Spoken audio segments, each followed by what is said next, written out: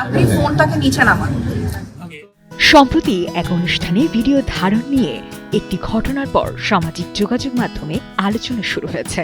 অনুষ্ঠানে অভিনেতা সিয়াম আহমেদের স্ত্রী অবন্তী অনুরোধ করেন তাকে টপ অ্যাঙ্গেল থেকে ভিডিও না করতে। পাশাপাশি তিনি জানান অনুরোধ অমান্য করলে প্রয়োজনীয় ব্যবস্থা নেবেন তিনি। এই ঘটনার পর সামাজিক মাধ্যমে নানা ধরনের মন্তব্য দেখা যায়।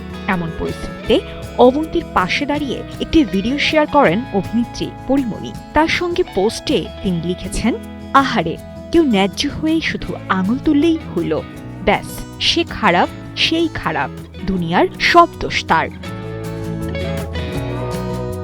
একমাত্র স্মার্ট সিটি বসুন্ধরা, আধুনিকতায় এক ধাপ এগিয়ে। পরি আরও লিখেছেন, এই ভিডিওতে বেশিরভাগ কমেন্ট হলো, এরকম কাপড় কেন পরেছে তাহলে ক্যামেরার সামনে? বলা যায় মন্তব্যকারীদের এক হাত দেখে নিয়েছেন এই আলোচিত অভিনেত্রী। পরি আরও বলেন, অবন্তীর মতো শান্ত মেজাজের মানুষ হাতে গোনা হয়। এটা যে বা যারা তাকে জানে সবাই একমত হবে নিশ্চয়ই। এরকম পরিস্থিতিতে আমরা যারা সচরাচর এসব ক্যামেরাম্যানদের সামনে পড়ি তারা সবাই জানি আমরা কি ফেস করি। এর ভুক্তভোগী আমরা সবাই কম বেশি। সাহস করে চটকানা এরপর আমিই দিয়ে দেব। পরিমণির এমন পোস্টের পর বিষয়টি নিয়ে নেট দুনিয়ায় নতুন করে আলোচনা শুরু হয়েছে।